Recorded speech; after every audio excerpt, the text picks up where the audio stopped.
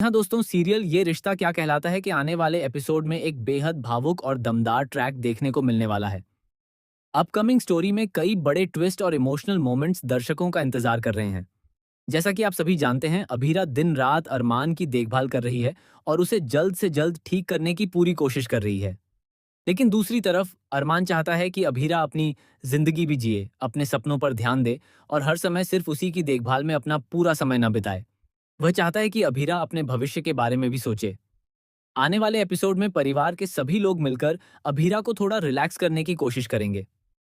इसी वजह से घर में एक किटी पार्टी भी रखी जाएगी, क्योंकि काफी समय से अभीरा लगातार तनाव में है और पूरा परिवार भी मुश्किल दौर से गुजर रहा है। इसी बीच अरमान की पट्टियां भी जल्द ही उतरने वाली हैं। लेकिन जब अरमान अभीरा से कहता है कि वह अपनी जिंदगी पर ध्यान दे, तो अभीरा उसकी बात का गलत मतलब निकाल लेती है।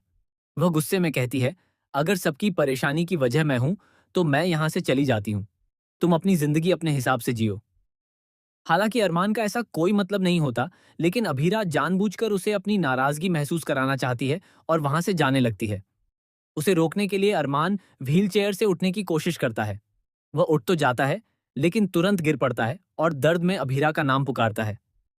अभीरा उसकी आवाज सुनते ही भागकर उसके पास पहुंचती है, उसे संभालती है और कहती है, खड़ूस मान, इसी वजह से मैं हर समय तुम्हारे साथ रहती हूँ, ताकि तुम्हें कोई परेशानी ना हो। ये समय हमेशा के लिए नहीं है। जब तक तुम्हें मेरी जरूरत है, मैं तुम्हारे साथ हूँ। उसके बाद मैं अपनी जिंदगी में आगे भी बढ़ूंगी और अपने सारे सपने पूरे करूंगी। इसके बाद अरमान अभीरा को समझाने की कोशिश करेगा कि घर की जिम्मेदारियां हैं, दोनों बच्चियां हैं और बहुत सारी चीजों पर ध्यान देना जरूरी है। आपने पिछले एपिसोड में देखा होगा कि मायरा और मुक्ति ने पेरेंट्स मीटिंग का बहाना बनाकर अभीरा को बुलाया था, जबकि उनका रिपोर्ट कार्ड पहले ही मिल चुका था। अब इस झूठ की सच्चाई अभीरा के सामने आ चुकी है, इसलिए उसका गुस्सा होना बिल्कुल स्वाभाविक है।